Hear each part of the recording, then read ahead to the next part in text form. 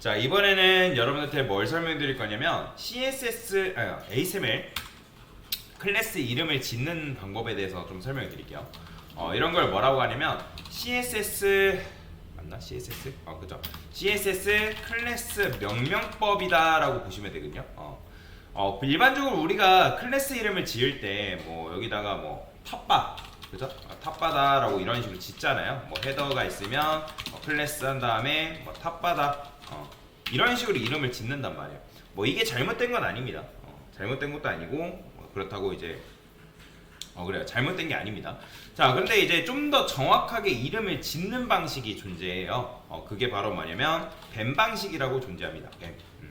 자, 뱀의 약자는 뭐냐면 블럭, 그 다음에 E는 엘리먼트,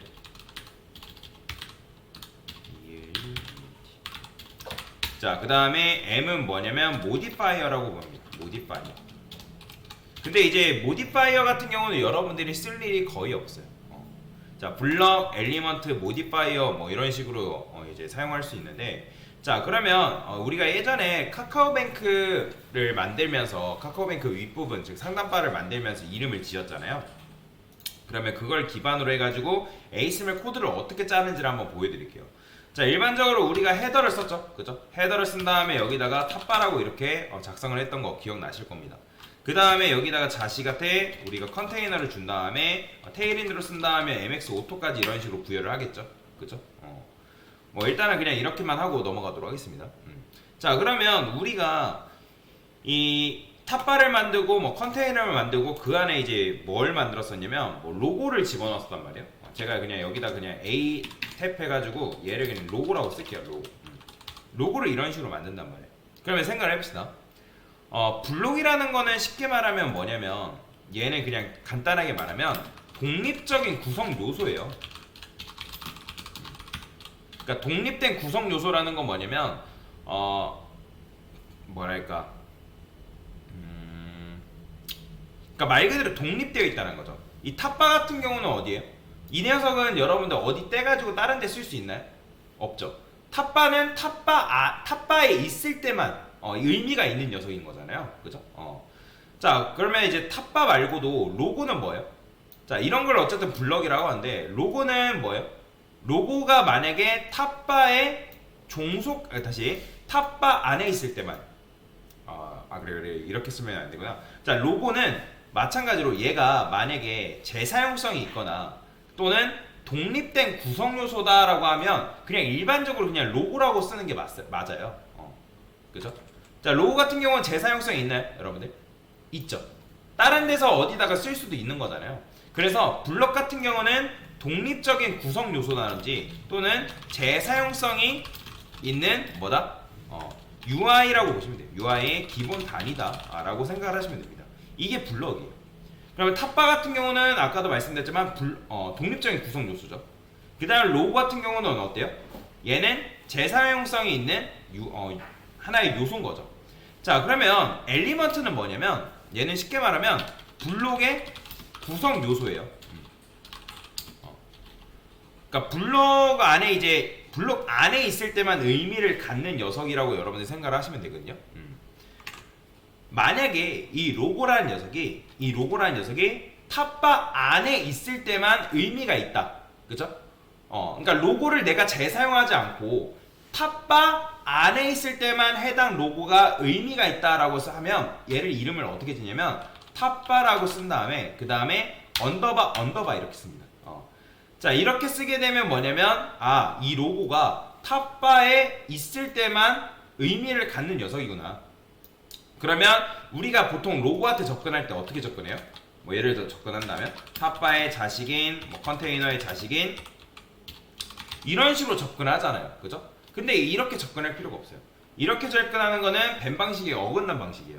이제 어떻게 만드냐면 어차피 탑바에 종속되어 있는 로고는 HTML상에 누구밖에 없냐면 얘밖에 존재하지 않습니다. 얘밖에. 그렇게 되면 여러분이 접근할 때 그냥 이렇게만 접근하면 돼요. 이렇게. 왜냐면 이런 녀석은 얘밖에 없으니까. 탑바에 종속되어 있는 로고는 얘밖에 없다는 거예요. 자, 그럼 마찬가지 메뉴도. 자, 카카오뱅크 한번 들어가 볼게요. 자, 여기 보면 은행 소개, IR 투자 이런 거 우리가 메뉴로 만들었잖아요. 그죠? 이 녀석도 만약에 블럭 독립된 구성 요소나 재사용성이 있다고 하면 여러분들이 블럭 요소로 만드는 게 맞아요. 여기다가 내부한 다음에 뭐 메뉴 박스 1이라 쓸게요. 이런 식으로 만드는 게 맞다고요. 근데 얘 같은 경우는 근데 생각을 해봅시다. 이 메뉴는 어디 다른데 재사용성이 있을까요? 없죠. 그죠? 메뉴는 탑바 아래에 있을 때만 의미를 갖는 녀석이잖아요. 여러분이 얘를 뭐 밑에 푸터에다가 쓴다든지 섹션에다가 쓴다든지 그럴 필요가 있어요? 없어요? 없죠.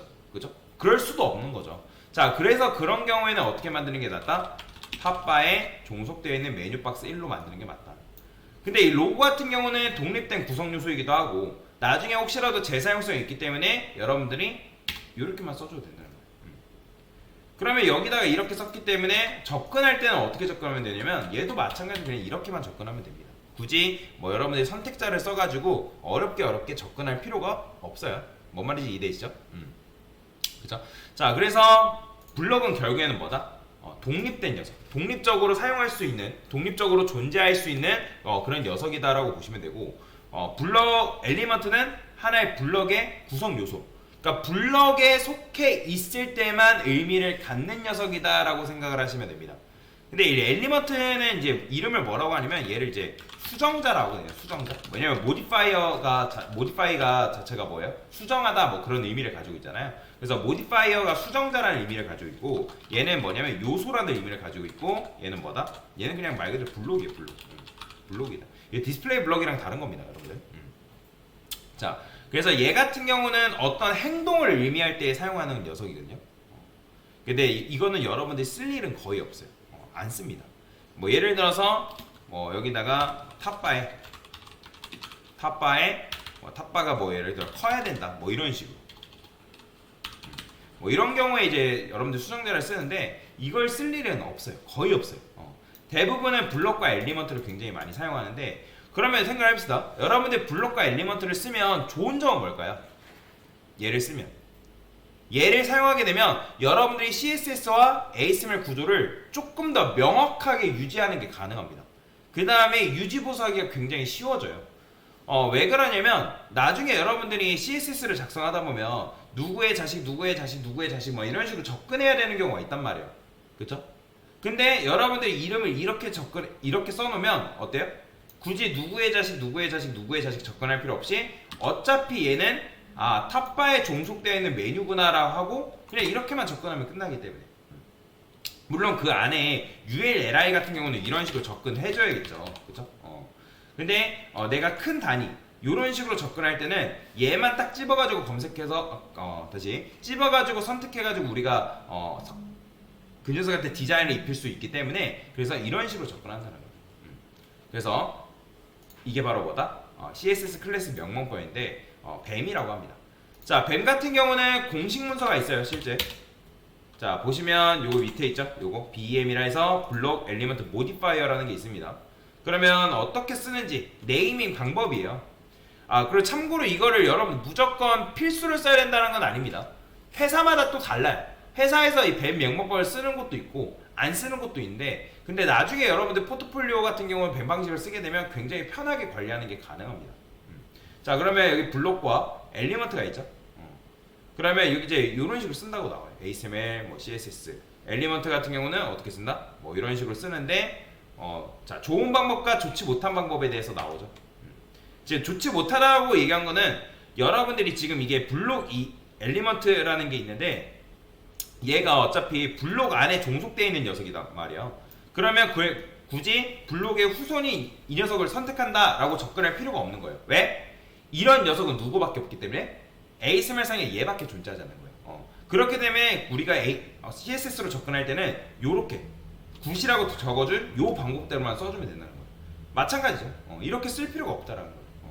그래서 여러분이 나중에 이렇게 쓰게 되면 CSS를 조금 더 보다 편하게 다루는 게 가능하다라고 보시면 되겠습니다. 모디파이어는 한번 뭐 쭉 읽어보시면 되고요. 그래서 블록과 엘리먼트를 쓸 일이 굉장히 많다라고 보시면 되겠습니다. 블록은 뭐다? 독립적인 구성 요소. 그 다음에 재사용성이 있는 UI의 기본 단위라고 보시면 되고요. 엘리먼트에는 뭐다? 블록의 구성 요소라고 보시면 돼요. 그러니까 블록에 속해 있을 때만 의미를 갖는 요소다라고 생각하시면 되겠습니다. 자, 이게 바로 뭐다? 뱀을 사용하는 방법이다 라고 보시면 되겠습니다. 어려운 거 아니에요. 그래요. 하나만 더 해볼까요? 우리가 이제 뭐 여기 보면 뭐 서치박스 관련 사이트 이런 것도 했었잖아요.